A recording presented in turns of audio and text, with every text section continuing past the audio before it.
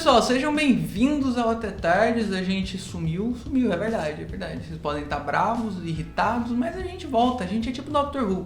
Nunca vai acabar, quem sabe uma hora cancelado, que eu não sei se seria tão ruim no momento que a gente tá, e sempre volta. Pô, tamo aí, cara. Pra não ficar no vazio essa justificativa, cara, tem vários motivos. Um deles é o próprio YouTube. O YouTube ele é muito complicado como ferramenta de produção de vídeos. Ele tem hora que impulsiona seu vídeo, tem hora que ele não deixa ninguém ver o seu vídeo. Então ele é muito complicado. Às vezes você tá conseguindo as visualizações, outras vezes não. Então isso acaba por complicar muitas coisas. E outra, é claro, que a gente fala de Dr. Who, então a gente se anima quando tem coisa boa de Dr. Who saindo. Antes da gente começar o vídeo, curtam a Confia em Mim, eu sou o Doctor. A página parceira do Até Tarde sempre vai ser. Se inscreve no canal, dá like, porque hoje vocês vão entender o porquê que eu não curti o Chibnall.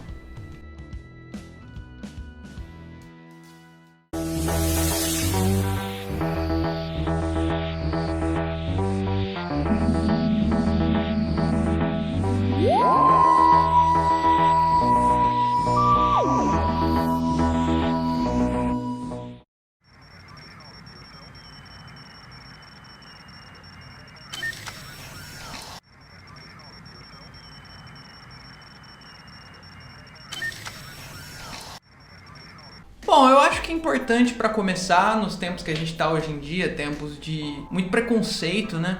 É bom colocar que eu não tenho nenhum problema com a representatividade das novas temporadas, no caso, uma Doctor mulher e tal. Nunca tive nenhum problema com isso, na real eu apoio isso profundamente.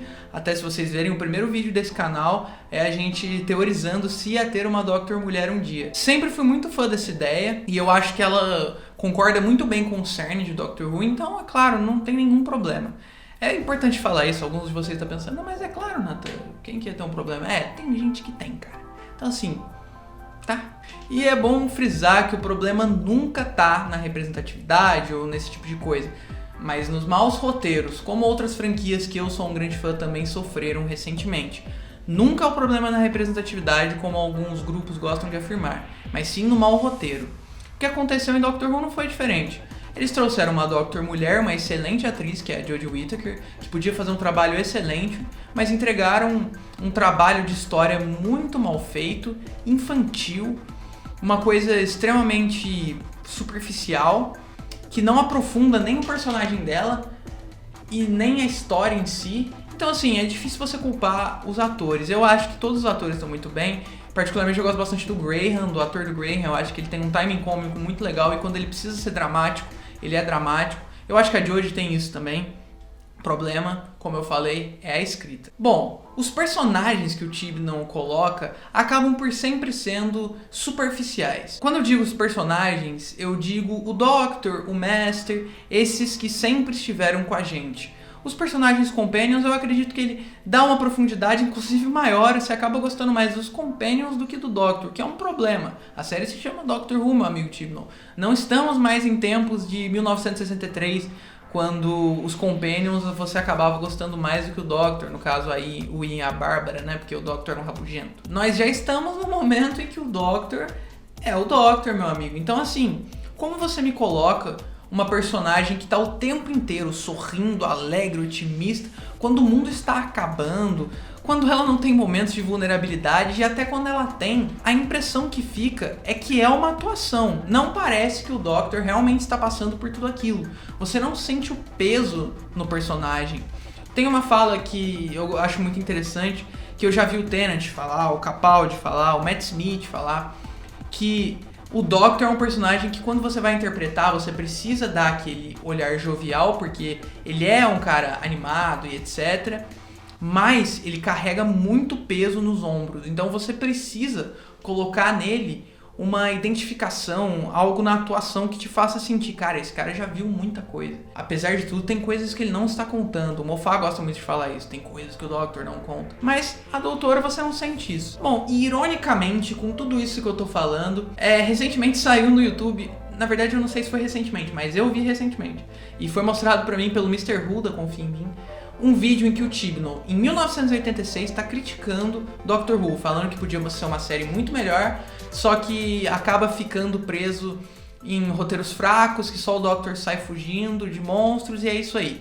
It could have been a lot better. It could have been slightly better written, especially the last story. Well, not only that, but it was also very cliched. It was very routine, running up and down corridors and silly monsters. It was perhaps a little too routine Doctor Who, very much what the audience is expecting, and it's not really very challenging for them to watch. Chibnall. Eu não sei muito bem se você já viu essa entrevista sua, se você de repente tem algum problema de amnésia, mas assim, realmente o que você fez não foi muito diferente. Contextualizando um pouco essa entrevista, foi em 1986, quando o Doctor Who estava passando pelo sexto Doctor, Colin Baker. Os anos 80 são uma época conhecida no fandom de Doctor Who por ser uma época conturbada. Porque, cara, só nos anos 80 você teve o final do quarto Doctor, você teve o quinto Doctor, o sexto Doctor e o sétimo Doctor. Então, olha, o tanto de coisa que aconteceu nessa era. E quem estava no controle criativo de Doctor Who nessa época era o John Nathan Turner. O John Nathan Turner entrou no final do quarto Doctor e já entrou com picuinha, já entrou com problemas com os atores, inclusive queria trazer Doctor Who para um lado mais sombrio. E não vejo nenhum problema em que ele querer levar para um lado mais sombrio. Mas ele não conseguiu levar de um jeito tão bem, tanto que é uma época bem conturbada. Tem episódios espetaculares. Eu amo também os Doctors dessa década. Mas, querendo ou não, é complicada. Tem episódios de uma qualidade muito baixa. Não estamos aqui para falar disso, mas é interessante você saber disso porque no final do sexto Doctor teve o Trial of a Time Lord, que foi algo que pegou no âmago de Doctor Who.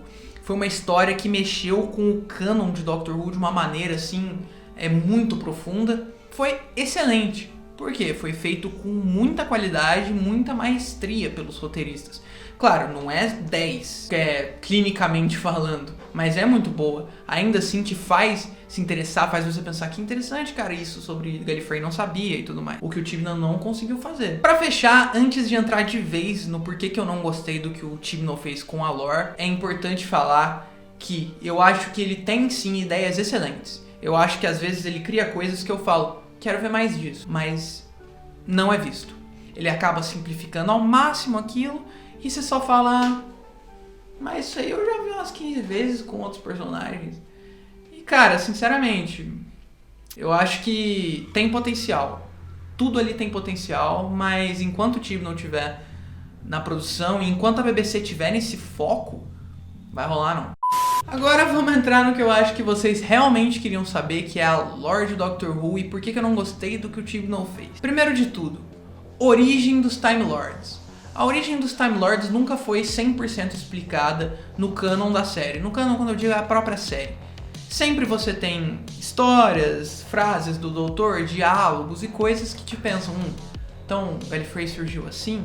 Mas nunca tem algo definitivo, não tem tipo assim, o arco da origem de Gallifrey, não. É até importante pra série esse mistério. Não que eu não goste da ideia do Chibnall de fazer uma origem pra Gallifrey. Eu não acho um problema se for bem feito. Gallifrey, como vocês muito sabem, no New Who, ela é quase intacta. Por quê? Porque quando o Doctor Who começou e o Russell T Davies trouxe de volta o primeiro showrunner, ele estabeleceu a Guerra do Tempo, onde os Time Lords tinham sido destruídos. Ou seja, Gallifrey tinha sumido. Então até mais ou menos ali o 11º Doctor, com o The Day of the Doctor, Gallifrey não tinha sido, sabe, não tinha ido até Gallifrey. No máximo aparecido uns Time Lords, com o final do 10º e tal. Mas nada que realmente falasse, pronto, tô em Gallifrey, voltamos com Gallifrey, é isso aqui. O máximo que foi acontecer foi no final da 9ª temporada, que o Moffat trouxe Gallifrey de volta, depois sumiu de novo, enfim. Esse é um papo outra coisa, pra outra hora. Eu também não curto muito, apesar de você poder ignorar aquilo. O que o Chibnall fez, você não pode.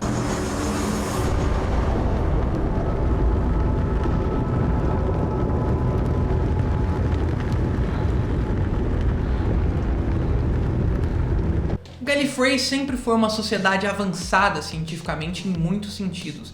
Nunca foi estabelecido direito o porquê, mas já se foi comentado em alguns arcos, em alguns episódios, que Gallifrey é uma das sociedades mais antigas do universo. Inclusive o Doctor já mencionou que Gallifrey já esteve aqui muito antes da Terra sequer pensar na seleção natural. Então assim, Gallifrey é antiga, o que pode explicar o tempo que eles tiveram pro avanço. Mas o que o Chibnall fez foi falar: vocês querem saber o porquê que Gallifrey é assim? Tudo em Gallifrey, você quer entender? A chave é o próprio Doctor. Cara, quando você ouve essa frase, você pensa, beleza, ok, a chave é o próprio Doctor. Tá, vamos lá, explica aí. Me mostra, por quê? O Chibnall estabeleceu que o Doctor não é originalmente um Time Lord como a gente conhece. Na verdade, o Doctor, ele remonta muito antes da origem de Gallifrey. Ele já teve várias aparências antes de ser o primeiro Doctor. E ele esqueceu tudo isso e só lembra a partir do primeiro Doctor, William Hartnell. Isso é problemático em muitos sentidos, muitos. Porque primeiro você está mexendo com algo que já é definido por Doctor Who há muito tempo. Você pode pensar, mas peraí, Nathan, o Doctor nunca teve outras encarnações antes do primeiro? Tudo bem, cara, ele pode até ter tido, você pode ter pensado isso, tipo assim, não, antes do William Hartnell ele foi outras pessoas e tal. Olha, acontece que muito da série trata do ponto de vista que o Doctor nasceu no corpo do primeiro Doctor e envelheceu naquele corpo. Mas não tem nada explícito que mostra que antes do primeiro Doctor realmente teve outros corpos. No máximo tem, sei lá, uma frase da Missy que ela fala que o Doctor já foi uma menininha, mas logo em seguida ela fala que talvez isso seja mentira, pra Clara, inclusive na 9ª temporada. Mas enfim, nunca tinha sido tão explícito aquilo. E pra você fazer algo tão explícito, de algo tão misterioso, você tem que ter habilidade. O Chibnall não teve. Bom, o primeiro problema com isso é você estabelecer que o Doctor, um personagem que a gente se simpatiza tanto, porque ele é um Time Lord, mas ele é diferente. E ele não é diferente porque ele é um deus, porque ele é um gênio absoluto. Não, ele é diferente porque ele simplesmente não gostava de como as coisas funcionavam e resolveu fugir. Por exemplo, Terror of the Autons, o primeiro arco que o Master aparece em Doctor Who com o terceiro Doctor. Tem um momento em que o Time Lord está conversando com o terceiro Doctor e ele fala: olha, você pode até não gostar do Master, mas ele tirou uma nota maior que você. Não me recordo em qual matéria, se não me engano é matemática interdimensional, algo assim. Ou seja, o Master foi melhor que o Doctor em alguma coisa. E é uma piadinha, porque é algo recorrente em Doctor Who. O Doctor, ele não é um ser divino, um ser absurdo, nem nada. Então, muito da nossa simpatização com o personagem é que ele simplesmente se cansou daquilo e resolveu fazer outra coisa. Cara, você pegar isso e falar, não, o Doctor é realmente um dos seres mais importantes do universo, ele constituiu o Gallifrey, tudo surgiu a partir dele. Cara, você mata profundamente uma ideia tão interessante que tem em Doctor Who, que é o Doctor, ele pode ser esse cara muito foda que a gente conhece e tudo mais, mas não porque tá dentro dele, é porque ele resolveu mudar, ele se aventurou, ele sabe? Cara, é algo muito complicado de você fazer. Outra coisa é que você mexe diretamente no desenvolvimento do personagem. Porque, cara, o primeiro Doctor não é o Doctor como a gente conhece. O primeiro Doctor é um Doctor ainda muito medroso, muito cansado, ele não quer viajar. E ele talvez seja o Doctor que mais tem uma evolução. Ele passa por vários momentos até ele se tornar o Doctor Herói. Que lá pro final dele ele começa a se tornar esse cara e quando ele regenera pro segundo tá estabelecido. O Doctor agora é um herói. Ele viaja, ele manda e ele faz. O primeiro Doctor sempre foi cambaleando até chegar lá. Se você estabelece que antes teve outros Doctors que passaram pela mesma coisa, você cria um loop absurdo de momentos e de coisas que acabariam por ter acontecido diferente se isso tivesse realmente acontecido. E outra, o Doctor tinha esquecido isso. O Doctor, o cara que já invadiu a matriz de Gallifrey, que é onde isso estava escondido tantas vezes, tanto no Classic quanto no New, ele não sabia disso. E ninguém mais sabia disso. O Master descobriu isso depois. Cara, o Master é o maior vilão do Doctor. O Master, ele cria planos absurdos. Cara, é você forçar a barra tanto. Cara, o Doctor tem 2000 anos. Se ele não tem 2000 anos, ele tem mais que isso. Meu Deus do céu, cara. É tipo... Cara, eu não sei o que aconteceu. Se Gallifrey, por acaso, tinha um plano de ditadura universal que mandava as pessoas esconder essas informações, né?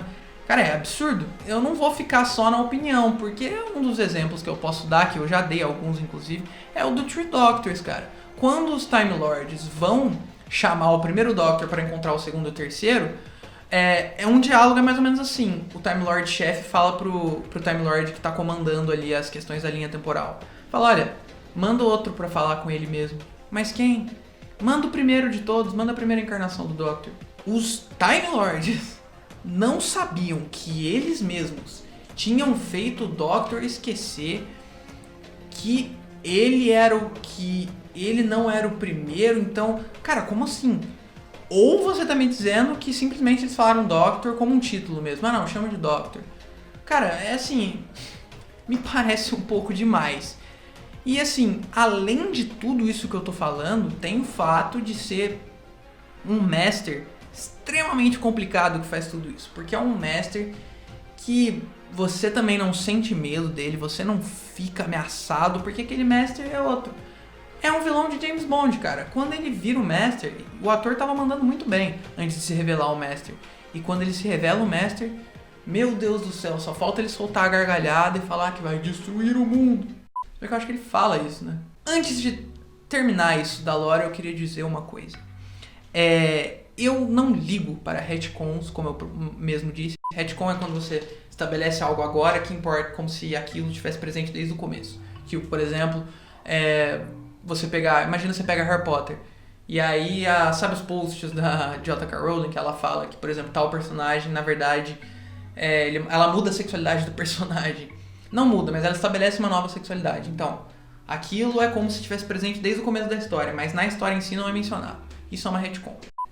Eu não ligo, cara. Eu acho que lore, retcon são importantes, principalmente pra Doctor Who, cara. E, pô, sou um fã de quadrinhos de super-herói. Quadrinhos de super-herói são a obra que mais tem retcons, porque é necessário. O problema é você fazer com homenagem, cara, com respeito à obra. Como o Neil Gaiman fez, por exemplo, quando ele transformou a TARDIS num ser. Porque sempre foi dito, a TARDIS sente, a TARDIS não sei o que, a TARDIS... Cara, sempre foi dito. Mas nunca tinha sido mostrado diretamente. Não, a TARDIS sente sim, a TARDIS pensa, ela tem emoção, ela... Sabe? E aí foi mostrado escancarado pelo Neil Gaiman. E não teve problema, foi muito bem feito. Você sente que ele tá homenageando aquilo que ele gosta. Assim como o que o T. Davis já fez.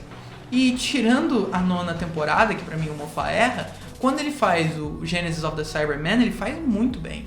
Ele consegue homenagear a obra e mudar algumas coisas do começo, mas sem mudar a nossa visão completamente. Como eu posso dizer, ele encaixa um Tetris novo. Ele não destrói todos os Tetris e começa de novo, igual que o Chibnall fez. Enfim, eu acho que o Chibnall é um cara que não funciona para Doctor Who. Eu espero que a BBC perceba e mude os rumos. E eu acho que a Jodie Whittaker merecia uma boa série, coisas bem escritas sobre ela. Bom, é isso. Obrigado por ter assistido até aqui. Enfim, eu espero voltar mais periodicamente aí com o canal. Queria dizer pra vocês se inscreverem, derem like no vídeo, comenta aí a opinião de vocês. E falar que, gente, esse canal não vai focar nas novas temporadas. Muito eventualmente eu posso fazer um vídeo das coisas novas que estão rolando na série, caso o Chibnall continue.